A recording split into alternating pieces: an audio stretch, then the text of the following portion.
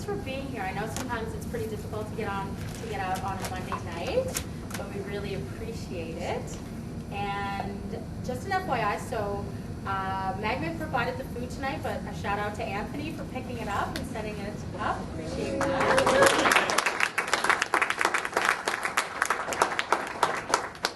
So I just wanted to say it's been such a pleasure for me to join the IGDA board. A couple of months ago, I've been having a blast, and we're really excited that a lot of you are coming out and showing a lot of interest, and we want to keep up the momentum. So keep coming out, keep letting us know who you want to see, what themes you want to see. Like we're here to help the industry grow, and for you guys to learn new things and see new people and new talks. So it's very exciting to be a part of it. And I want to thank John Sylvain who put together this little PowerPoint announcement for me. So I'm just going in blind, so I hope it's, I'm sure it's good. Okay, so one big thing that's coming up very soon is Global Game Jam. And we're going to be talking a little bit about it after this event at the networking. And I did want to just do a quick shout out that I heard, so a lot of us know about the Keep Talking and No One Explodes game that was created at a game jam. And I heard that there was a big shout out at the keynote at the PlayStation Experience in Vegas. So congratulations, that's awesome. So that event is end of January 23rd and 25th. All right, so so tonight is all about quality, not too much quantity. We're not going to be talking too long. We've got about 45 minutes of pure information and creativity and excitement. And so it's actually funny how this panel came to be was about 6 weeks ago. Jason Key and Tanya Woods were actually involved in a panel at a conference here, and it was communications policy. So there was a lot of film, TV, and these guys were involved in the gaming panel. And they were called the Disruptors. So they were sort of coming into the industry loud, and a lot of people didn't quite understand a lot about the policy and communications of the gaming industry. So they informed them all about it. So a bit controversial, but I got the idea for this panel from that.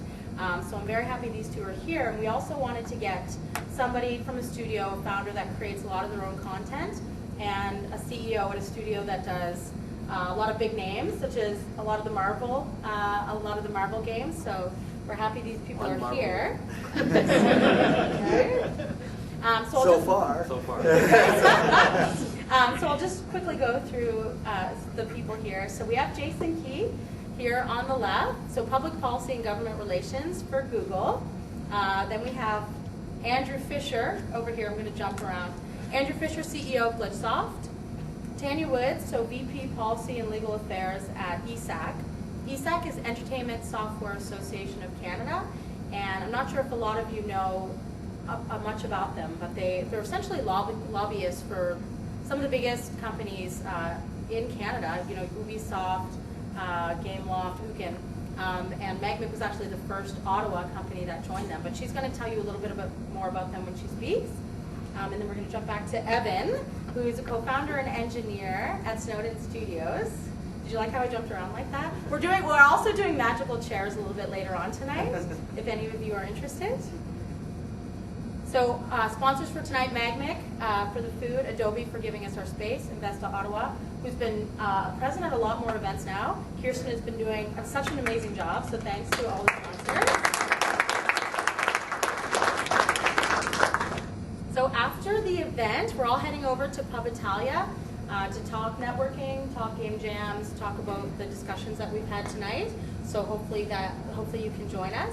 And definitely follow us on social media. We're going to be making a bigger presence in terms of how we advertise and getting the shouts out. So pay attention to what we're doing. I think that's it. Yay! So I'm going to pass it on. Tanya's our moderator, so I'll let her take it from here. How's everybody? Good. Fed? Watered? Good? For now? Good? Okay, good. If you have to go out of the room, go ahead. Don't be shy. If you have any questions as we're going through, it's meant to be an engaging panel. We're having a chat. This is a bit formal and studious and academic, but it's pretend we're by a fire in armchairs, like that kind of feel. because we really want to have participation, so don't be too shy. As Jillian mentioned, I'm the Vice President of Policy and Legal for the Entertainment Software Association of Canada. We're effectively the video game industry representatives in Canada.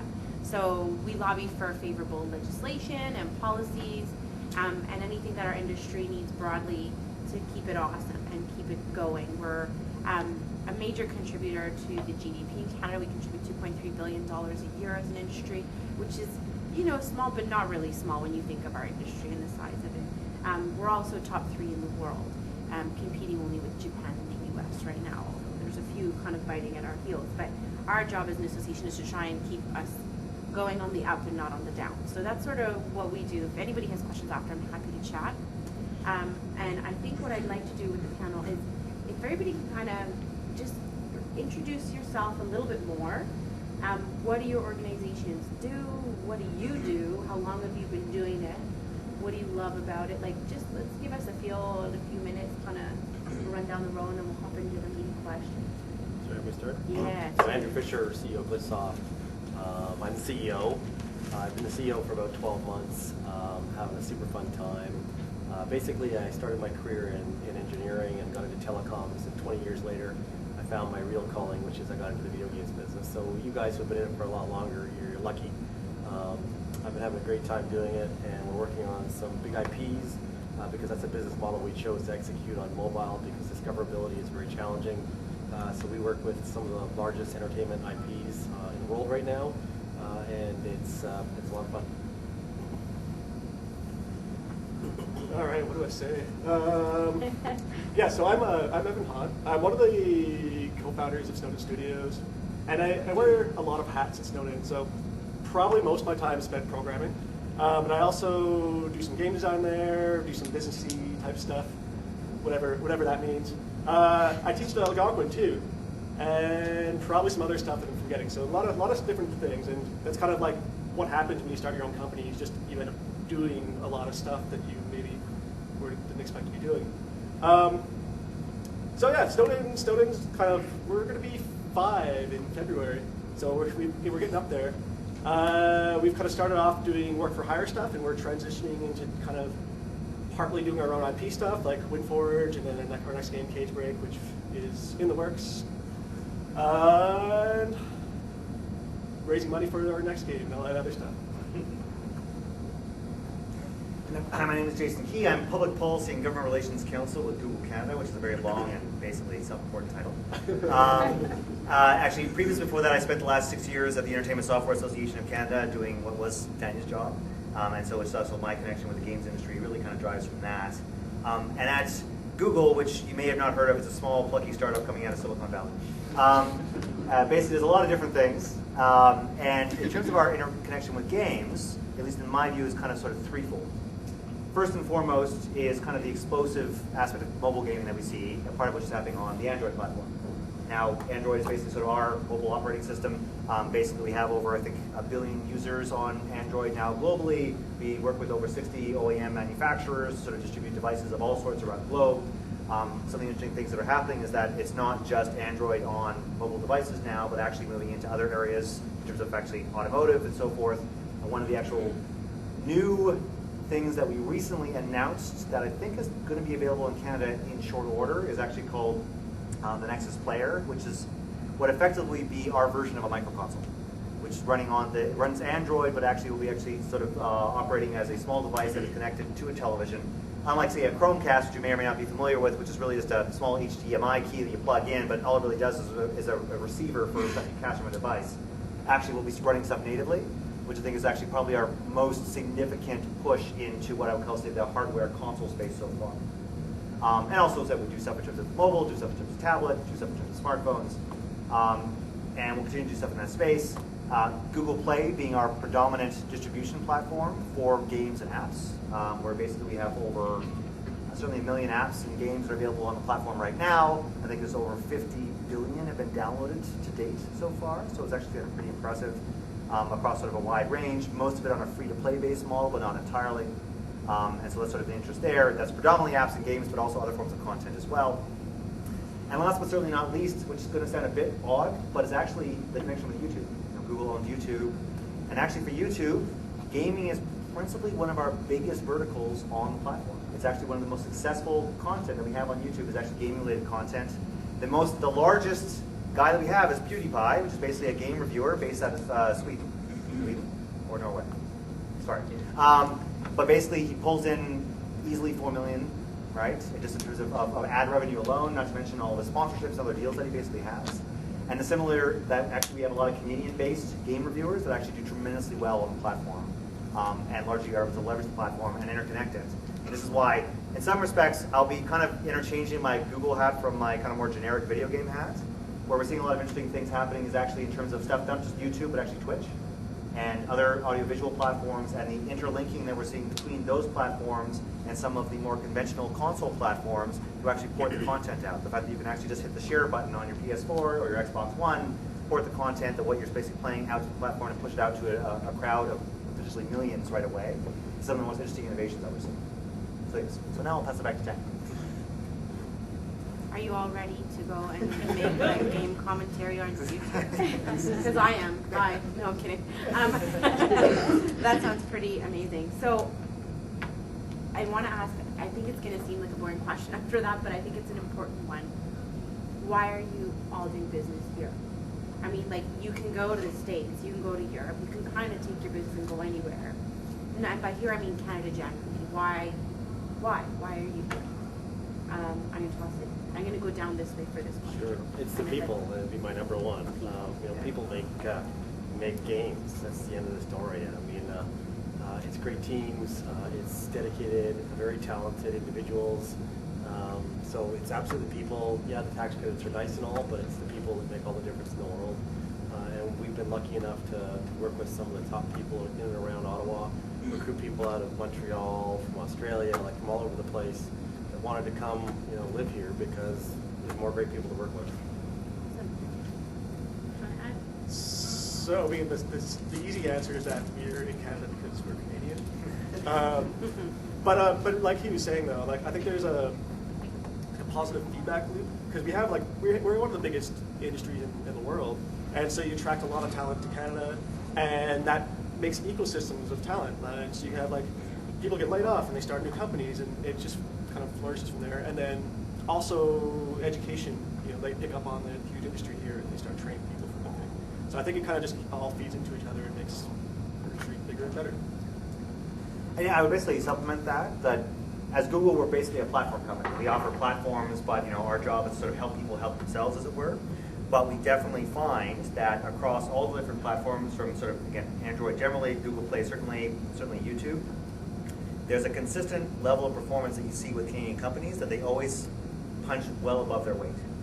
Both on the YouTube platform and in Google Play, and the games is actually, it mirrors the games industry generally. We're third in the world in production. We're third in the world in export. And this is in contrast, this is in raw numbers. And when you consider the relative size of our population, that's huge. We do extremely well on digital platforms, largely because of the strength of our talent, largely because of the strength of the education that we have here. The secret sauce that all kind of came together that was fertilized in part by tax credits and other kind of government support mechanisms, but all led to people having an opportunity to express their creativity, having avenues to do it, being provided platforms to let them to do it, and doing extremely, extremely well.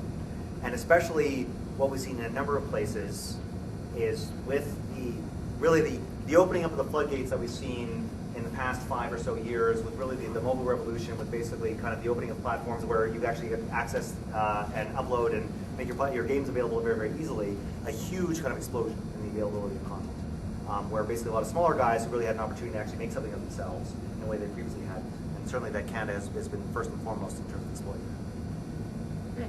Good answers. So in the last 5 years, let's go with that because it's fresh in your mind, I'm sure of it. What's happened with your business? What have you seen? Because technology is moving so fast. We'll start with you, Justin. So I mean, yeah. So we're going to be 5 pretty soon. So we haven't even hit that yet. But since then we've worked on a really wide variety of technologies, and so that's one of the great things, I guess, about doing work for hire is that we've worked with Unity, we've worked on all the consoles, we've worked on mobile and web, other platforms that are a little bit more obscure. So a very wide variety of things, and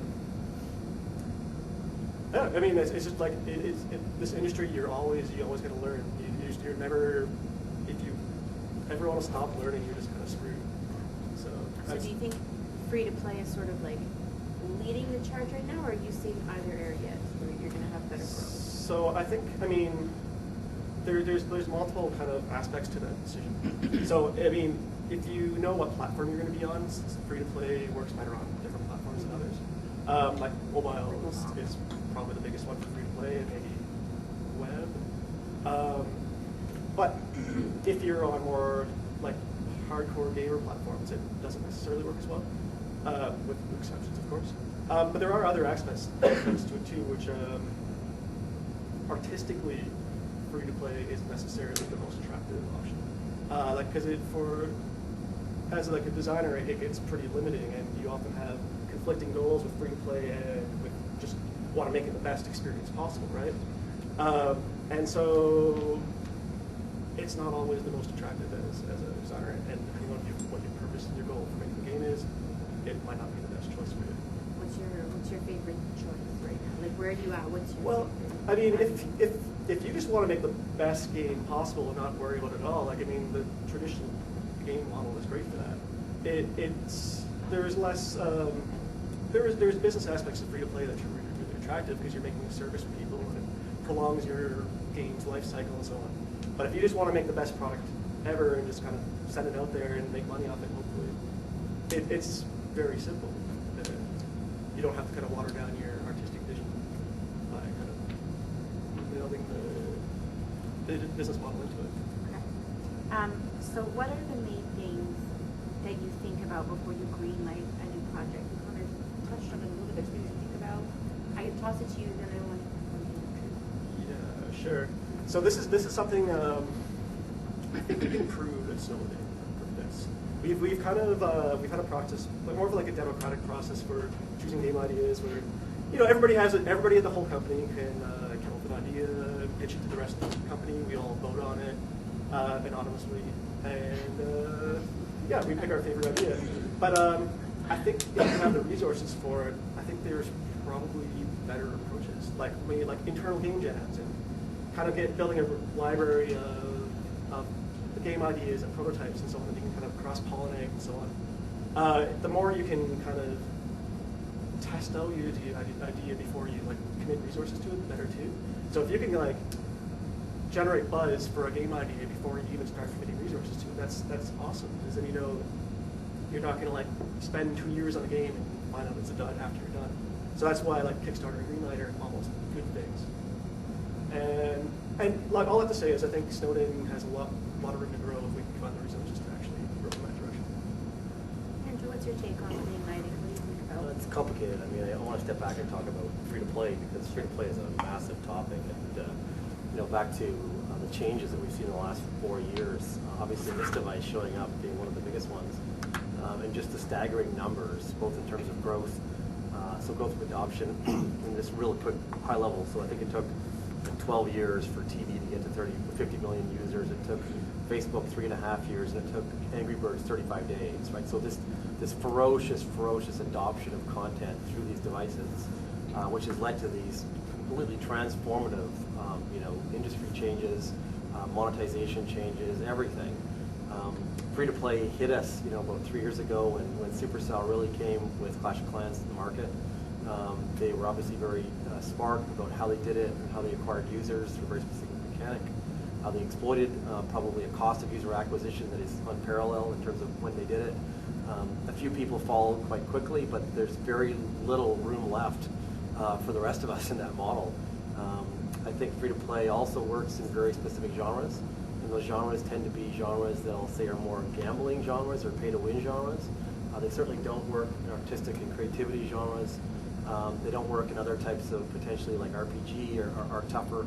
So I think it really depends on your game and your expertise before you pick your business model, which leads me to how do we greenlight things? Well, today we're looking at a number of things, but mainly we're trying to figure out the business model for what we're greenlighting.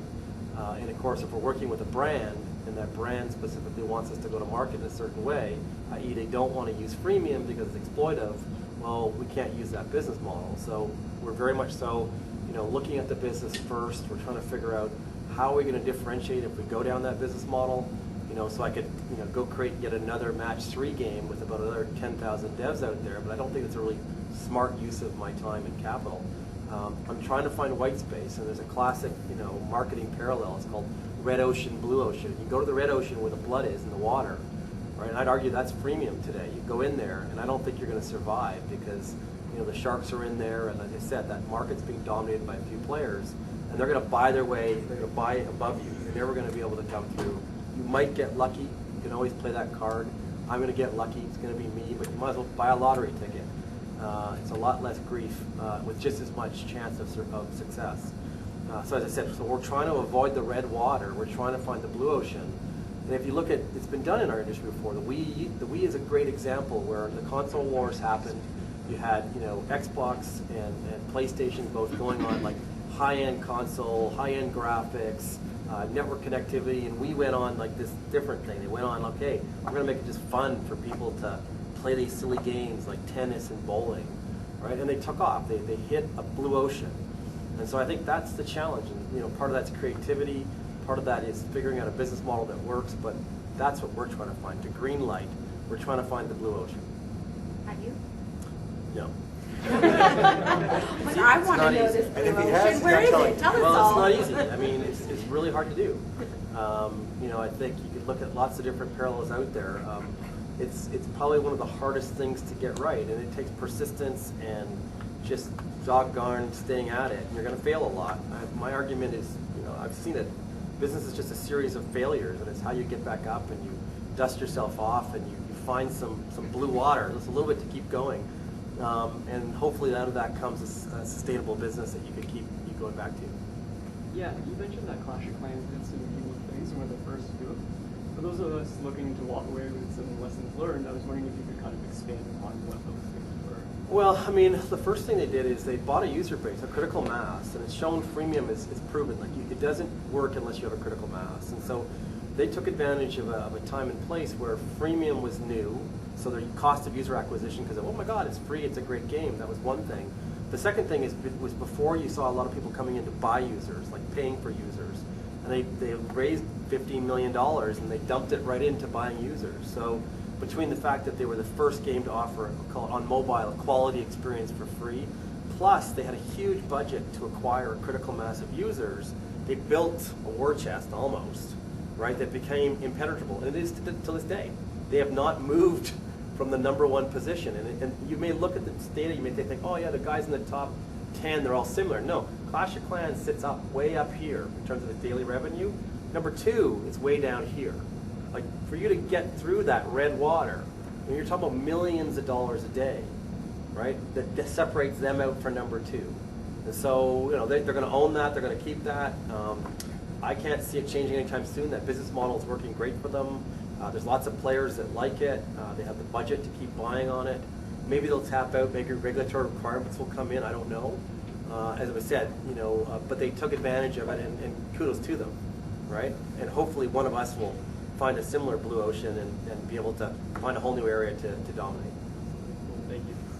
Because also, just to comment on that, and then before that was Zynga, right? But You're Zynga right. has not been doing as well as it was. Maybe too many I would say, acquisitions yes. or something, but you're right. right. Yeah, they try to go wide. The dynamics shift around Yeah. quite a bit. So Yeah, it's a good point, by the way. It's a great point. But again, the point there with Zynga is that they took advantage of a mechanic in Facebook early on, which allowed you to re-invite your friends, not just once. And so they got, again, user acquisition for them was they took a hold of a loophole. Facebook plugged that loophole. Maybe that was partly why Zynga came down, but I think there was a bigger Pincus issue there, but that's a whole other conversation. But the point being is that they shot up because they took advantage of this mechanic. And any one of us, by the way, could find that blue ocean, that next viral mechanic. I don't know what it is. I have no idea, but I wish I did. YouTube. YouTube could be part of it. I think it's a combination of things. I think you have to become more sophisticated in your business model, which is challenging for people in the games industry that just want to make games. The luck-driven model is going to become less and less, only because there's just so much content out there.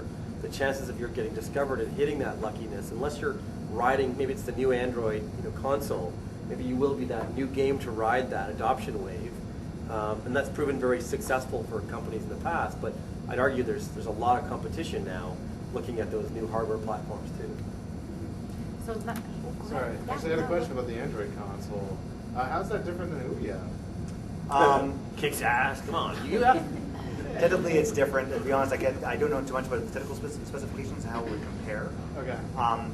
To be blunt, the main difference would be it's probably more powerful as a Okay. device.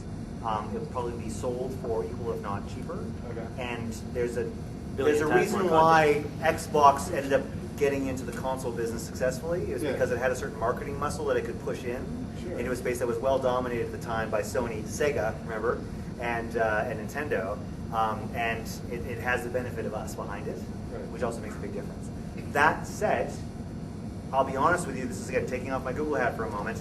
I remain not entirely convinced about the long-term viability of the micro console market, because the fact that the reason that these games on these devices took off is this little thing called scale. And it's the reason why freemium became viable as a business model, is because millions of people had these devices in their pockets already. They didn't have to go out and buy them. When Ouya launched its very successful Kickstarter campaign, I thought it was interesting, but it's like, this was like the worst of both worlds when it came to console and mobile. It basically was having to go out and buy a device without so you didn't have the user base that you get with a mobile device, but you basically didn't get the kind of viable background you got from consoles. And to be frank, they've managed to try and sort of make it work, but it hasn't worked out in the way that they hoped.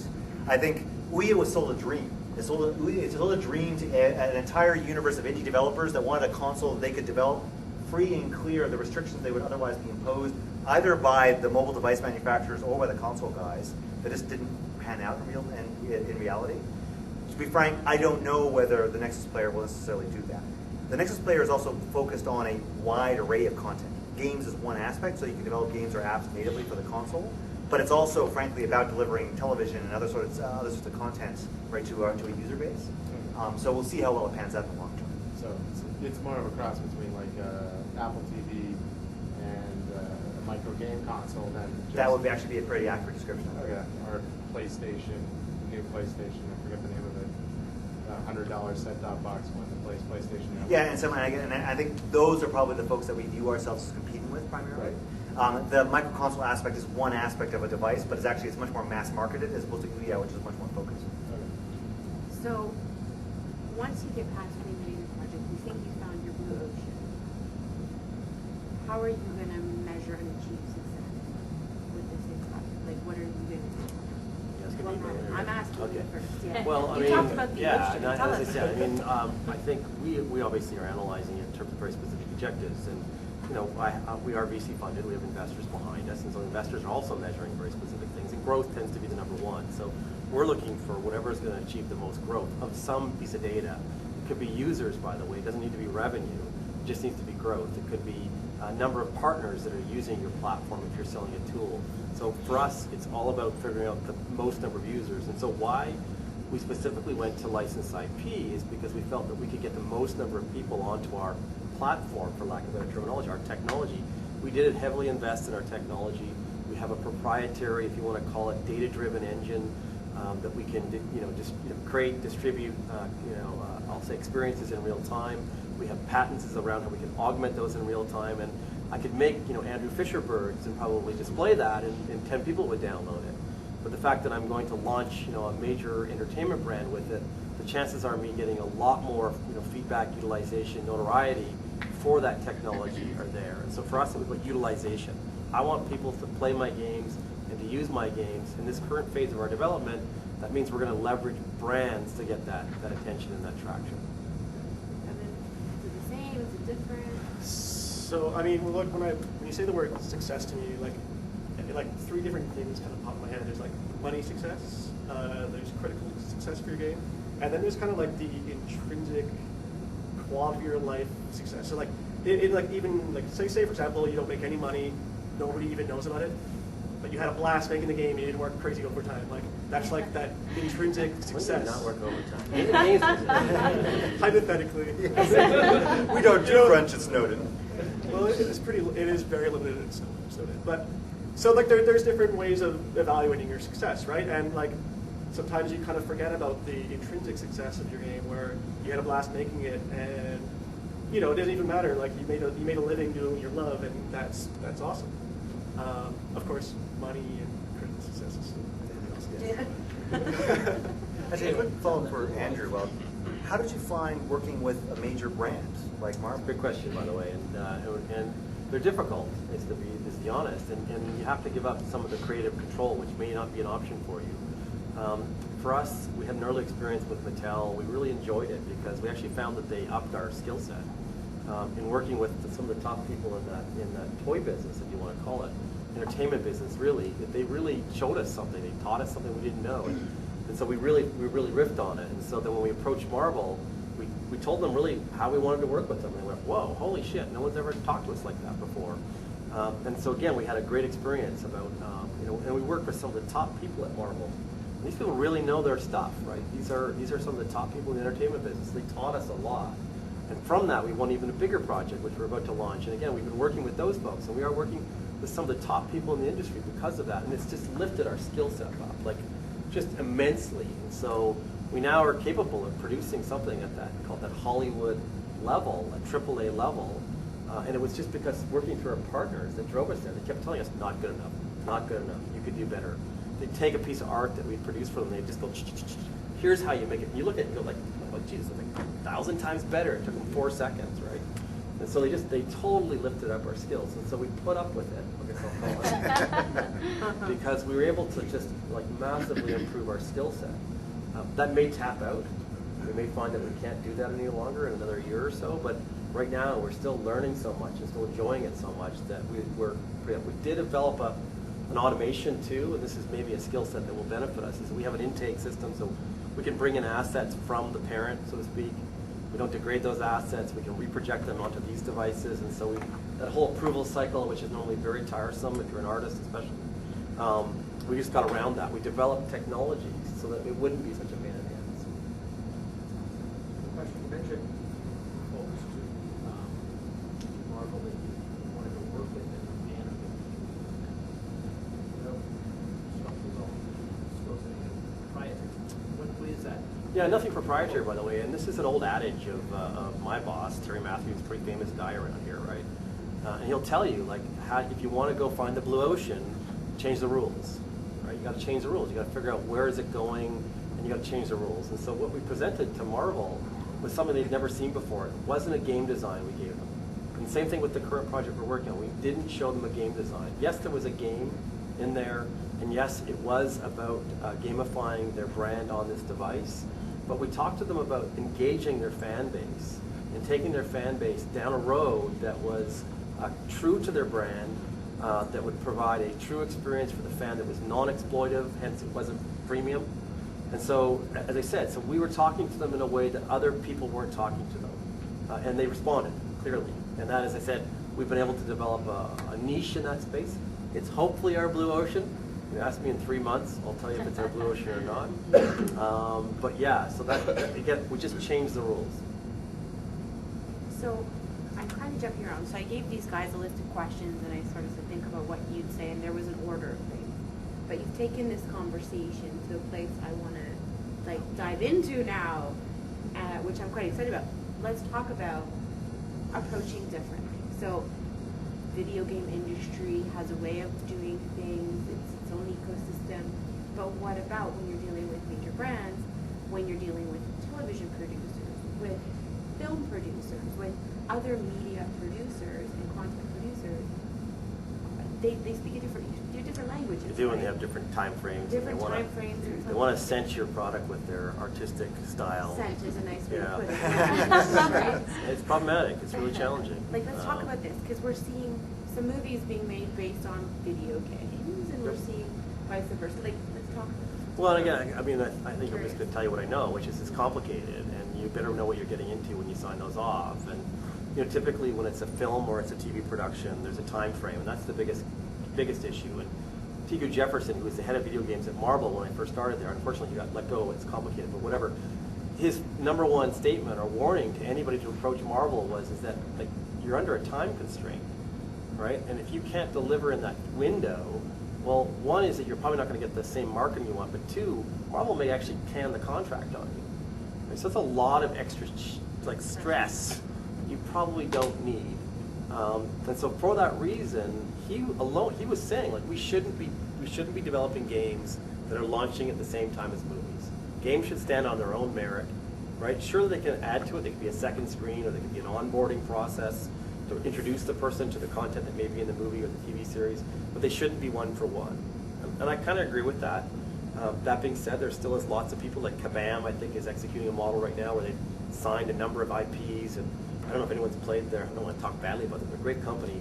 But like the latest, what's that, that girl with the arrow? Hunger Games game, which is an atrocious game. I mean, it's a terrible game. Again, but there's an example of, they probably only had a small window. You know, maybe it was 6 months, maybe it was only 3 months. They said, oh, we'll do it.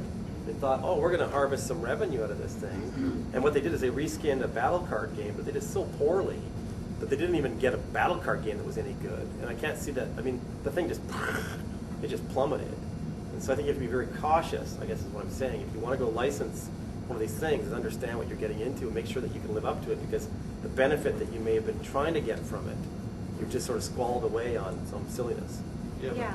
That's just a question of execution. Like, I mean, one key for success when you're developing a game is marketing, and releasing a game with a release of a movie is taking advantage of all these things. And for one example, What is it? I worked on the Peter Jackson Kick Horn game. Like, the game had no real reason to succeed that much, but because it was released with the game, it was one of the best high-profit games for Ubisoft that year. It was a good game. Not a fantastic game, but a good game, like 85. And my only question to you, Jesse, was there an additional marketing spend that maybe was around the game? Because I don't think it was just a movie. Because we don't see that today. I don't see that with the current data. There's so many games that launch along with movies, and very few of them get that. Well, in that case, there was no specific marketing toward the game, and the game sold super well because it was released. I don't know if it's because it's the console market, and there's something different about the console market than the mobile market. Like, there's not 30 new titles every day on the console market. There's only a few. So when you go at eBay, you'll see. And I remember when that game came out, and I played it, and I thought it was a great game, by the way. And I think around that time, there wasn't a lot of else to buy. Yeah, maybe that might have been part of it. I don't know. And now a lot of people get the opportunity to make great games. It was a release. Yeah, it was one So of the only release it games. wrote a different. And again, I'm not just judging you. I agree with you. There's something there, but I think thinking that you're going to be successful just because you're licensing on a movie IP, I think is a misnomer. There's a reason why movie IPs have the atrocious reputation in the industry that they do, is because often they're pinned to a release date that is immovable. Yeah. Right, and they're actually operating under crunch, which is not feasible to actually create a decent IP. One of the best branded IP games that have actually sort of come out, at least in the big budget stuff like Arkham, the Arkham series, which wasn't pinned to a particular release date that was based on a movie release. Right, it was because they actually had the creative freedom and time to actually do the game that they wanted to do. That being said, there's also something to be said about taking advantage of the marketing, which is what they're really trying to do. And I think the weight of the brand takes you a long way too, right? Like, I'm thinking of the Kardashian game that just came out. But again, like the point that you just made, what I've heard from everyone who's actually says is that, you know what, it's actually a good game. Yeah, like, shockingly, it's a good game. Yeah. Now, And it wasn't pinned to a movie or It anything. was originally one of the successful lesser titles that had great KPIs and did well, and they decided to reach a critical mass because they needed to put a brand. And it's just a strong brand, right? Like a super strong brand. So they've done And they got a pretty cool social feature in it. I don't know if you'll know that. When you think you're just tweeting in the game, but you're actually twittering out your content. It's like one of those little mechanics, right? Like they found a little loophole to get additional users into their system. Very cool. So part of my thinking around this question is when we did the IIC panel, it's typically TV more than anybody, but big vertically integrated companies come, like the Bell, the Rogers, etc. And there was a lot of curiosity afterwards. It was like, we didn't know how awesome the video game industry is doing. It's the fastest growing sector of the entertainment industry globally. How like, you're stealing eyes from us. They're watching YouTube videos of gameplay. They're playing games for hours. The attention that is totally and utterly committed to the industry is amazing, and to the content. So it's not going to be long. We've already seen it start to happen where our industry is being approached.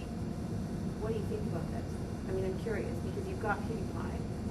PewDiePie exists on YouTube. There will be others like him on Twitch if he's not also on Twitch, I just don't know. But there's a lot of dedication to watching video game play that's not on by TV. What do you think is going to happen? I'm curious thoughts and collaborations with the industry from your point of view. I think we're going to see a pretty radical evolution of basic watching habits. I think a lot of it will actually be a lot more additive than some people assume. Just because people are watching game videos doesn't necessarily mean they're watching less television per se. Partly it's because people have multiple screens that are on kind of all the time, and they're watching a lot of different stuff simultaneously. And again, sort of, Gen Y and the multitasking, quote unquote, whether or not you believe it or not. Because people at work watch Twitch, but you don't watch TV at work. Yeah, it's on in the background. It's partly sort of as the information that's part of the background that you're sort of feeding into. So I think it'll be part of that. I don't necessarily think that gameplay videos are going to displace high quality, 1 hour dramatic content, because it's just a wholly different experience.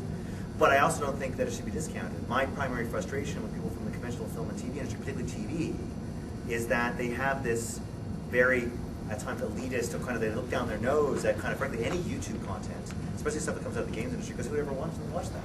Now, I admit that I myself didn't really cotton on or understand why people would want to watch gameplay, because I like playing games and not watching other people play games, until I started doing it. And actually, it was coming out with, it was probably good, I can't remember, some random first-person shooter. I couldn't play it myself. I had it on, and then it was actually just seeing these people who were so much better than I was, who made me realize that no, it wasn't bots that were kicking my ass. Actually, it was actual people, and you could actually just appreciate the skill that kind of went into that, and maybe you appreciate why it is that they were being so successful. Maybe it's the new sports content. And I think that's it. I think you're actually seeing a huge market take off. This has actually been one of those areas where if you're looking at markets, look at the stuff that's happening in Asia, because in many respects, in sort of the new areas, they're kind of a couple of years ahead of us. In terms of sports leagues, they've been a year ahead of us. They were quite a bit ahead of us in terms of the entire evolution of free-to-play, way ahead of us. We've now kind of caught up now. And so there's always interesting things going on there that, again, if you're looking for your blue ocean, that there's possibilities there. Blue sky's good too. Yeah. As long as it's blue, not red. That's right. Yeah. Now, actually, one question I have is, do you guys do almost exclusively work for hire kind of stuff? It's whatever. It's 70-30. Okay. So 30%. Now, because on that, because again, it links to sort of the branded content question and so forth. In terms of like, is there an ambition to kind of move towards developing your own proprietary IP, or are you sort of happy with working with other partners? I think we want to. My personal preference is to develop my own IP. We also kind of exploring ideas of developing other people's IP or taking an IP, whatever. But yeah, we want to kind of have our own in-house products. So just to answer you this question a little bit more in detail, so it's a traditional model for a lot of indie studio and bootstrap. So we're bootstrapping by working with different clients and working, and like we just announced that we started working with Behavior in Montreal on the Warhammer 40K. So it's a great project for us. It means a lot of all our staff is busy for the next 2 years, which is great. But in the same time, we're building up that chest that will allow us to reinvest in other titles. So the idea is right now to do this 70-30 and hope that one day within the 30 we're going to find the blue ocean, and this will kick off the studio, and we're going to be able to drop the work for our work. But we're in an industry where there's so much risk in releasing a title and so much uncertainty that for us having this model works really well for us, because it's feeding constantly like money into the studio that we can reinvest from time to time. And like Angry Bird was the 34th or 35th title from Rovio. It's the same thing. Like our first title, Windforge, sold 70,000 copies. This is not so bad. Like it's a good success, but it's not enough to make it viable. So what will make it viable? Eventually, with experience, we're going to find like the right time, and we're going to improve our methods and get better markets and stuff like that. So I think we could probably hang out for hours together, because I have a million questions in my mind, and I'm sure you have some as well. But I'm mindful of time, and I'm mindful that you are the audience, and you probably have some questions. So I'm going to pause this part of our discussion and invite a few more questions. And if nobody has any, then I'm going to ask a couple, because I'm burning up here. I've got a lot. Okay, perfect. Yeah. I got one. I'm wondering, basically, do any of you guys ever see the mobile space pushing towards, I don't want to use the word more like quality work, but from what I noticed, most mobile studios stepped into the kind of shotgun approach, where they just release like hundreds of small titles at a very small scope. I'm wondering, do we ever see more things like Telltale Games, or like very engaging experiences? Well, we have. I Vainglory, which came out not that long ago. I don't know if anyone tracked that, but obviously it had like a super AAA team, venture-backed, Apple-backed, you'd argue all the things for success. Mobile, which is an incredibly exciting and well-used genre, but it's tanked, right? And so I think the reason why you see a lot of those studios iterating with small, quick titles is they're trying to find a blue ocean, right? Because it's super risky. Production value does not equal success. You know, in the old days of console and PC, if you produced a great game, chances are you could sell it, you could move the units. It's not that way anymore on mobile. Could you see like the industry pushing towards that though, where if I just had a great story and want to tell I think Apple actually wants to get to that. In the discussions I have with the senior Apple folks that we talk to, they recognize this as a problem. At the same time, they're making a lot of money. Maybe they're not trying to fix it right away, but they recognize it's a problem, and it's not sustainable in terms of like the broader content base. Maybe subscription would solve that problem. I don't know, like you get a Netflix account type thing where you could get only AAA games that don't have this monetization model in it. You know what I mean? Like, so I think there will be evolution in the business model. People are willing to pay for premium experiences. You just got to find that model that scales. Great. Anybody else? Don't be shy. Nice and loud. For the premium gameplay kind of stuff, what we're seeing with a lot of mobile ones the shorter, quick stuff is easier to access. So I'm wondering if you thought that might be part of it as well. You're right about it. Your core loop, and I mean, most guys maybe not even know this in the console, but in the mobile, it's all about your core loop and making it very short. It's a great point.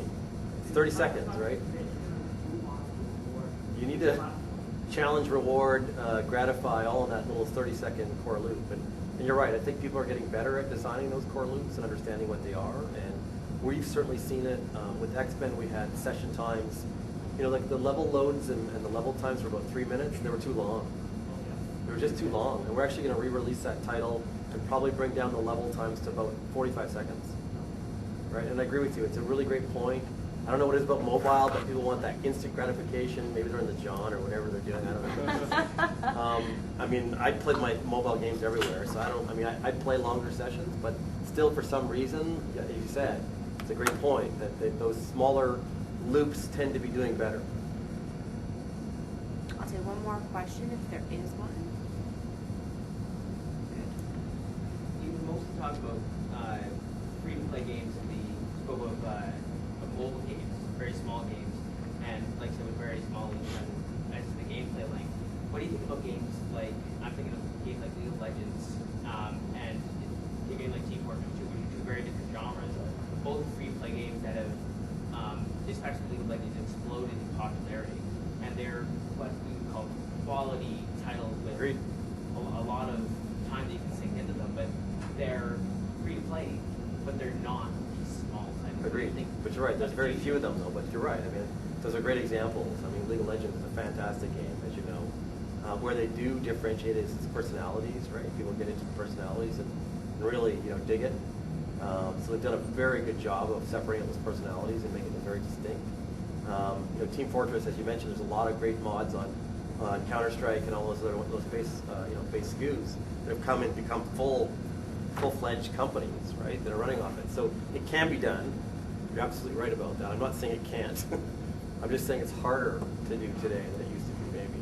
And also, in a lot of those instances, although those two ones, well, actually, I guess Team Fortress would count as this, they converted along the way. And actually, you look at almost virtually every MMO, it ended up having to convert to free-to-play. Team Fortress was probably out before you were born. Yes, it's dead, right? So, like, I was playing Team Fortress 20 years ago, so you know, right? The original Gold Source Team Fortress. Yeah, the original Team Fortress we used to play, you're right, but it was a mod on Quake. Right? So it got a fan base by attaching to Quake, and then 20 years later it's working, but that's a long time to hold that bogey. And Right? it's a long development cycle between the Yeah. Well, so suffice to say that I think Valve was doing okay, and so essentially it was gravy to them, right? Yeah. Which is also, and again, you look at almost every MMO that started off subscription and had to convert over to free. Get World of Warcraft being the exception to the rule. They all had to do it because it's the only way they could survive. It's the only way they could possibly scale.